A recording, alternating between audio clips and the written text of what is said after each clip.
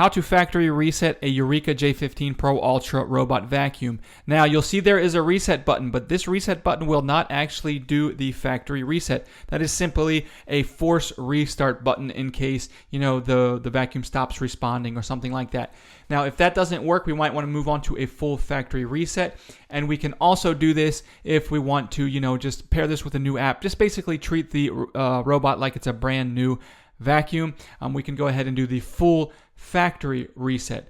Now, in order to do the full factory reset, we're going to need to use two different buttons here. We're going to find this power button here. We're going to press and hold that power button, and at the same time, we're going to come under here and press and hold this network status button here. So we're going to press and hold network status and power button simultaneously for about 5 seconds until we hear a ding. Once we hear a ding, the reset has started. We can go ahead and let go of the buttons.